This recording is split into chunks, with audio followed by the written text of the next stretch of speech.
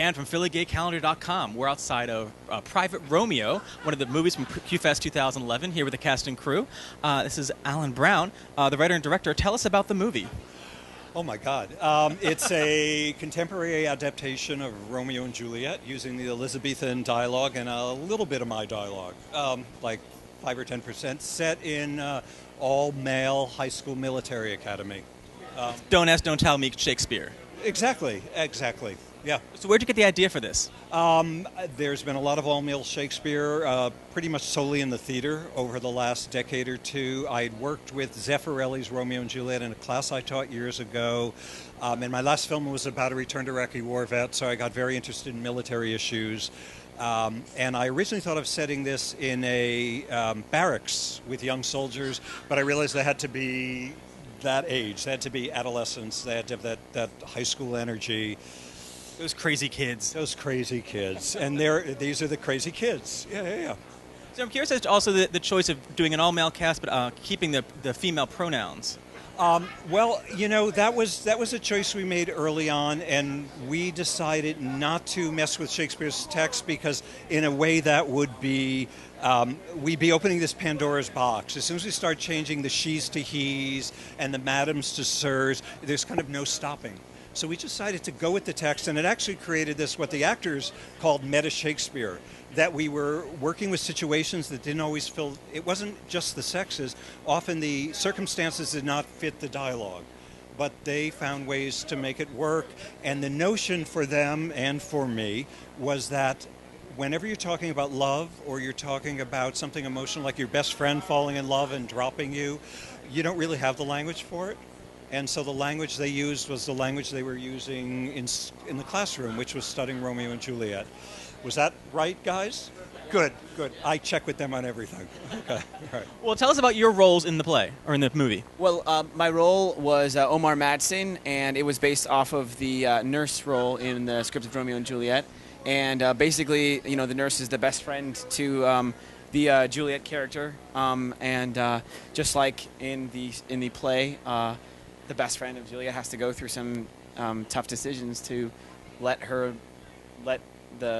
his best friend out of his nest or on some new love that he doesn't understand. Yeah. And I play. Oh, sorry. I play Glenn Mangan, who is the Juliet character, and I fall for Sam, who is the Romeo character, and I have to experience that for the first time. That strange love that I'm unfamiliar with and very, very frightened by, I would say. I play Gus Sanchez, who is the best friend of Sam, who falls in love with Glenn, and basically has to deal with the same thing, a best friend coming out, someone that I look up to as Gus, basically a brother, and, basically just coming together with all of these guys to create a solution, yeah. Well, how was also playing the female roles as well? Well, It became you didn't really think of it as male or female. That love and friendship, that bond, it didn't need a gender, and so that didn't go into the playing of it for myself. It was more of the connection between friends. Yeah, we tried to build strong characters as Glenn and Omar, so that the text that we were using was just almost as if a song in musical theater, something that's heightened and something that we need to say, and it comes from a masculine place, a masculine character, and I just feel so fortunate to have been able to speak the text of Juliet, and something that I would most likely never get to do. So. I mean, Shakespeare's very difficult to do. I mean, how did you guys prepare to do such complicated language? The cast is really talented, and to play with a cast that... They're awesome! They are. The cast is really talented, and... and so they showed me the ropes, basically what I'm saying. No, to use Elizabethan text in such a heightened way and abstract circumstances is really difficult and demands a lot of trust, and I've never trusted a cast as much. And most of us come from classical theater backgrounds, so most of us had classical training to prepare us as well. Yeah.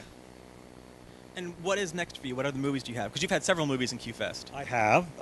I've had 2 of my 3 past films in. My next film is an adaptation of a novel I wrote called Audrey Hepburn's Neck, which is totally set in Japan with a mostly Japanese cast, mostly in Japanese, and it's scheduled for next spring, actually, in Tokyo in northern Japan, and I'm working on a couple other scripts and. So you'll be back. I will be back. Absolutely, and they'll be back. And what are you guys doing next? I'm playing the personification of the Japanese Audrey Hepburn's neck in his film. That's taking up a lot of my time. I'm working on Warhorse right now at Lincoln Center in New York. Doing the grind, living in New York, surviving. This is enough.